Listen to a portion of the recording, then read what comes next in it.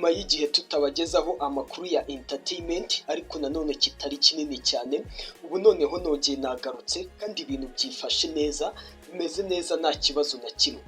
Rero uyu munsi amakuru nkuzaniye amakuru meza kuri Vestine na Dorcas. Niba usanzwe ukunda aba baramyi b'abakobwa ndetse b'abana bakiri batoya mu myaka, icyo nakubwira nuko amakuru meza nkuzaniye kuri Vestine na Dorcas ukwiye kuyatega amatwi ataza kugucika. Rero nitumara kuvuga kuri Vestine na Dorcas, turaza kuhita tuvuga ku munyarwenya witwa Rusine. Rusine rero akaba ari n'umunyamakuru wa Radio Kiss FM, ibyo benshi musanzwe mubizi. Rero ikintu ndaza kugarukaho kuri Rusine, burya Rusine afite umukunzi. Ushobora kuba wari ubizi cyangwa se utarubizi. Niba utarunabizi ubwo ngubwo ubimenyeye ahangaha. Rero ikintu nshaka kugaruka kuri couple ya Rusine ndetse n'umukunzi we, nshaka kuza kugaruka ku bintu umukunzi we aherutse gushyira ahagaragara byatumye akunda Rusine. Ese weho iyo urebye Rusine ubona akunditse koko? Ese iyo urebye Rusine ubona ari umuntu waba romantike mu rukundo koko? Ese uyu mukunzi wa Rusine ninde? Ibyo byose tugiye kugenda tubirebera hamwe. Rero mbere yuko dukomeza ndagira ngo mbanze nshimire abantu bamaze gukora subscribe. Muri abantu b'ingenzi cyane. Ndetse nawe niba utarakora subscribe cyangwa se ugeze kuri iyi channel bwa mbere, kora subscribe kugira ngo ibiganiro bitandukanye ndetse n'amakuru atandukanye tuzajya tugenda tubagezaho hano kuri IBER Entertainment bitazajya bigucika, ahubwo bijye bibasha kukugeraho 5 kuri 5. Nk'ibisanzwe rero ngewe mwumva kuri izi mikoro za IBER Entertainment, nk'ibisanzwe nitwa IBER. Reka rero tubane muri aya makuru kandi nshimire buri muntu wese aho aherereye ahariho hose, waba uri hano mu Rwanda, waba uri hanze y'u Rwanda, aho uri hose ndagushimiye cyane kandi komeza ubane natwe. Reka noneho tuhite dutangira amakuru yacu duhereye kuri Vestine ndetse na Dorcas. Ikintu cya mbere nakubwira, niba usanzwe ukunda Vestine na Dorcas, nuko ukwiriye gusengera bano baramyi baduhaye indirimbo nyinshi nziza kandi twarazikunze cyane. Byari ibihe byiza kandi indirimbo zabo benshi bagiye bazakiriramo agakiza, abandi bazikiriramo ibikomere. Rero impamvu ndi kukubwira ko ukwiriye gusengera Vestine na Dorcas, murabizi ko Vestine ari mu mwaka wa nyuma w'amashuri yisumbuye, ari kwitegura gukora ibizamini bya leta bisoza amashuri yisumbuye. Ejo bundi mu kwa munani nibwo ibi bizamini azaba bifite.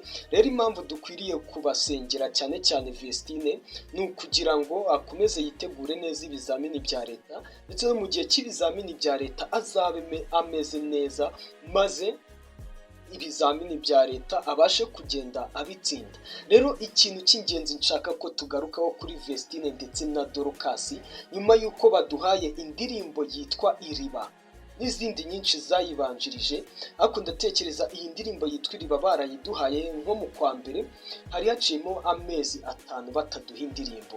Nyuma rero yo kuduha Iriba ndetse igakundwa cyane, ndetse ugiye no kuri YouTube channel bashyiraho indirimbo zabo yitwa MI Music, wasanga rwose iyi ndirimbo ifite views zishimishije.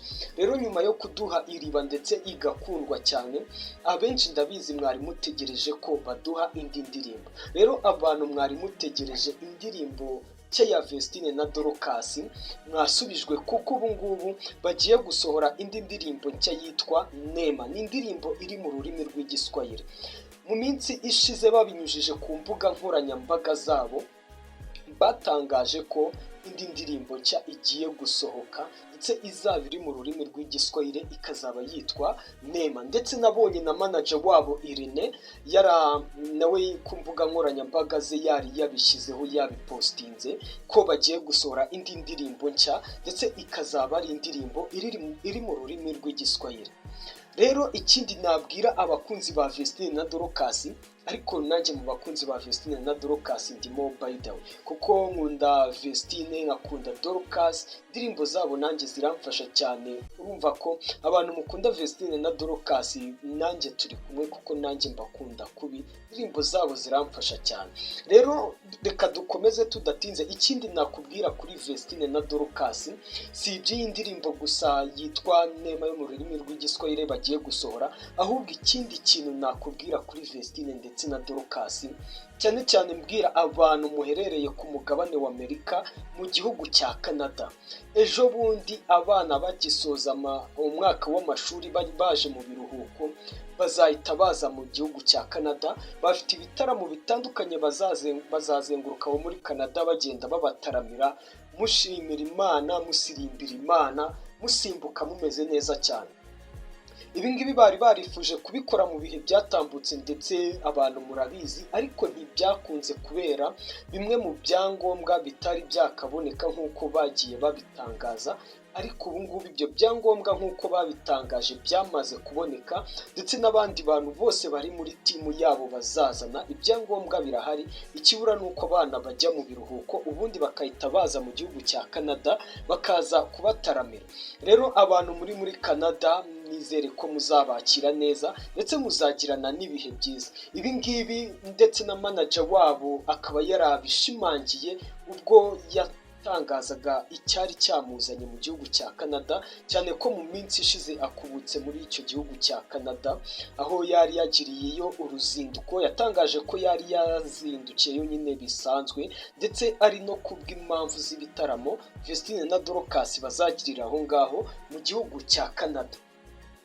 Rero bidahindutse nta gihindutse rwose, vuba aha ngaha mu bitege mu gihugu cya Canada bazaza mutaramana, ndetse n'abandi wenda bo mu bindi bihugu namwe igihe kizagira bagende babageraho. Abanyarwanda natwe nituzajya twumva bateguye igitaramo, tubakunda turi benshi, muzajye muza tujye gushyigikira bano baramyi, kuko indirimbo zabo zifasha benshi, zidufasha turi benshi. Tujye tunabashyigikira mu bitaramo bagenda bakora, cyane cyane buri wese ahari ajya agerageza abashyigikire mu buryo ashoboyemo. Ngayo nguko rero ibyo kuri Vestine ndetse na Dorcas, bano bana babiri bakiri bato mu myaka ariko bamaze kuba bakuru ku bijyanye no kuba abakozi b'Imana. Reka dukomeze tubifurize kugira ibihe byiza aho bari ku mashuri, bakomeze bamererwe neza. Tubitege vuba aha ngaha baduha indirimbo nshya yo mu rurimi rw'igiswahili, ndetse bizatuma n'abatazi igiswahili tugira n'amatsiko yo kuba twamenya ngo ni ibiki baririmba muri iyi ndirimbo. Benshi bashobora no kuzamenya igiswahili bitewe n'iyi ndirimbo yabo bagiye gushyira ahagaragara. Rero reka dukomeze tubifuriza kumererwa neza, kandi abantu babinginze muzi kwinginga Imana, mukomeze mubasengere nyamuneka, turebe ko ibintu bizagenda neza nk'uko bipanze. Rero tudatinze reka tuhite twigarukira cyangwa se dukomereza kuri Rusine Patrick ndetse n'umukunzi we. Uyu munyarwenya wamamaye ku izina rya Rusine, ubundi amazina yiswe n'ababyeyi ni Rukundo Patrick. Rukundo Patrick wacu rero akaba afite umukunzi witwa Uwase Irani. Irani rero aherutse kugirana ikiganiro n'abakunzi be bamukurikira ku rubuga rwe rwa Instagram, ndetse birangira Irani agarutse ku bintu byatumye akunda Rusine. Ibyo bintu nubyumva nawe wakumva koko Rusine wabimukundira, cyangwa se ushobora no kumva nta byadanje nta birenze. Gusa Irani nk'uko yabitangaje ikintu cyatumye akunda Rusine, ikintu cya mbere ubundi yaravuze ati nk'uko uyu musore yitwa Rukundo agira urukundo rudasanzwe, ni Rukundo koko. Urumva ikintu Irani cyatumye akunda Rusine, Rusine agira urukundo rudasanzwe, mbese bijyanye n'izina rye, bya bindi bavuga ngo izina ni ryo muntu. Ndetse ikindi Irani yagarutseho, yavuze ati usibye kuba wenda urukundo yamukundiye, ikindi yavuze yamukundiye, yagize ati Rusine ni umusore cyangwa se ni umuntu ufite ubwitonzi bwinshi cyane, ndetse ubwitonzi ni kimwe mu bintu byatumye Irani akunda Rusine. Ikindi kiyongeraho yavuze cyatumye akunda Rusine ni urwenya rwinshi. urumva ko kwa gutera urwenya kwa kunda bikora nk'akazi, asetsa abantu benshi, ndetse n'iyo aganira n'umuntu bari babiri cyangwa se bonyine, cyangwa se n'iyo aganira n'umukunzi we nabwo aba afite urwo rwenya. Urumva ko biri mu bintu byatumye Irani akunda Rusine. Ikindi kintu Irani yatangaje, ndetse aka kantu numvishije ari ak'ubwenge kabisa, numvishije ari akantu k'ingenzi. Ikindi ni umuntu uzi gufata umwanzuro. By the way, bivuze ngo uko waba umeze kose, uko byaba bimeze kose, uri umuntu utazi gufata umwanzuro biragoye cyane. Rero hari abantu benshi wenda baba bazi ko abanyarwenya batari seriye ibiki n'ibiki, ariko iyo bigeze aho agomba kuba seriye agafata imyanzuro, ibyo ngibyo ni ibintu bihita byikora nk'umuntu mukuru. Rero Irani ibyo ni ibintu yatangaje yakundiye Rusine. Ikintu cya mbere mwumvishe ko ikintu cya mbere yakundiye Rusine ari urukundo Rusine agira. Ikindi cya kabiri yamukundiye ubwitonzi. Ikindi ni urwenya rwinshi agira. Ikindi ni uko ari umuntu uzi gufata umwanzuro. Ngibyo rero ibya Rusine Patrick ndetse n'umukunzi we, ndetse abantu bajya bakurikirana ndetse Rusine ku mbuga nkoranyambaga ze, mujya mubona ko Rusine nawe rimwe na rimwe ajya agira gutya, akagira ukuntu abigenza nyine agaruka ku mukunzi we. Rero ikintu nakubwira, niba utarakora subscribe, ukora subscribe kugira ngo amakuru atandukanye ndetse n'ibiganiro byinshi bitandukanye tuzajya tugenda tubagezaho hano kuri Iberi Entertainment bijye bibasha kukugeraho 5 kuri 5. Rero Imana ikomeze ibane nawe kandi ikurinde.